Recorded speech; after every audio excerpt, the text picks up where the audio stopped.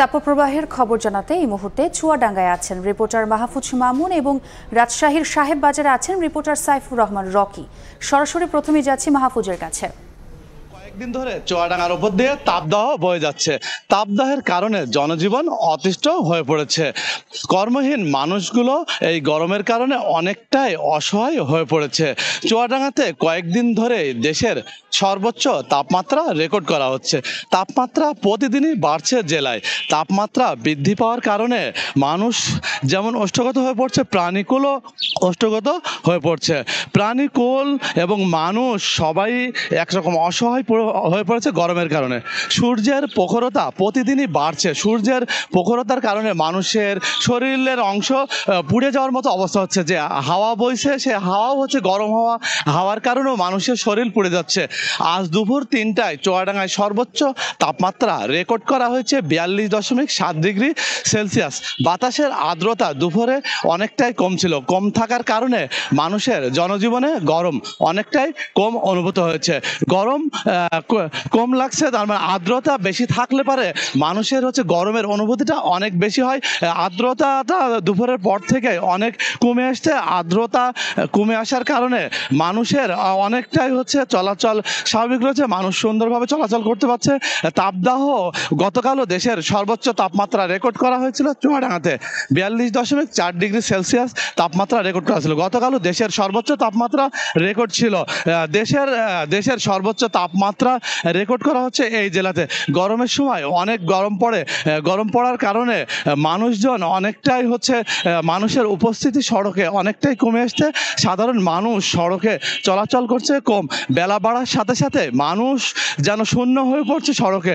সড়কের অনেক অংশে দেখা যাচ্ছে যে পিচ গলে যাচ্ছে। পিচ গলে যাওয়ার কারণেও হচ্ছে সড়ক উত্তপ্ত হওয়ার কারণে মানুষ অনেকটাই অসহায় হচ্ছে। গরম কোনোভাবেই কমছে না চুয়াডাঙ্গাতে। রাজশাহী মেডিকেল কলেজে আছেন সাইফুর রহমান রকি, সেখান থেকে জানাবেন হচ্ছে হাসপাতালের খবর।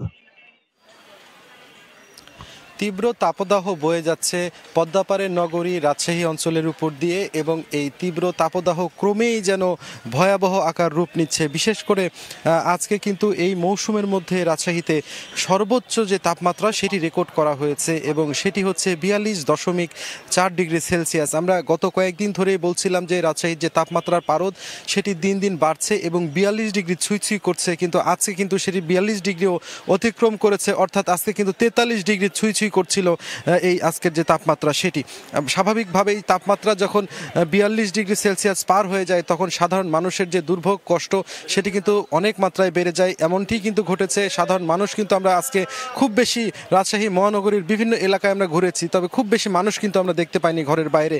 যারাও ঘর থেকে বের হয়েছেন তারাও ছাতা নিয়ে বের হয়েছেন, তারপরে কিন্তু কিছুক্ষণ পরপর তারা হাঁপিয়ে উঠছেন। আমরা এমনটি আসলে দেখেছি। তাদের যে স্বাভাবিক কাজকর্ম সেটিতেও কিন্তু বেশ ব্যাঘাত ঘটছে এই তীব্র গরমের কারণে।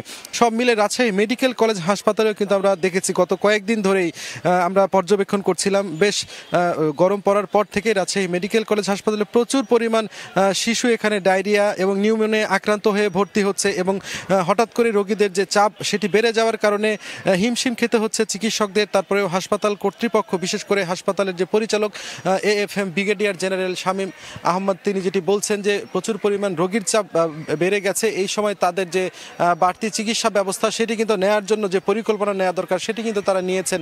সব মিলিয়ে চিকিৎসকদের পক্ষ থেকেও এই গরমের হাত থেকে রেহাই পেতে নানা ধরনের পরামর্শ দেওয়া হচ্ছে। এই পরামর্শগুলো মেনে চললেই হয়তো কিছুটা হলেও রেহাই পাওয়া যাবে এই প্রকোপের হাত থেকে, এমনটাই তাদের পক্ষ থেকে বলা হচ্ছে। তো এই ছিল আমার কাছে রাজশাহীতে গরমের যে তীব্রতা তা নিয়ে সর্বশেষ।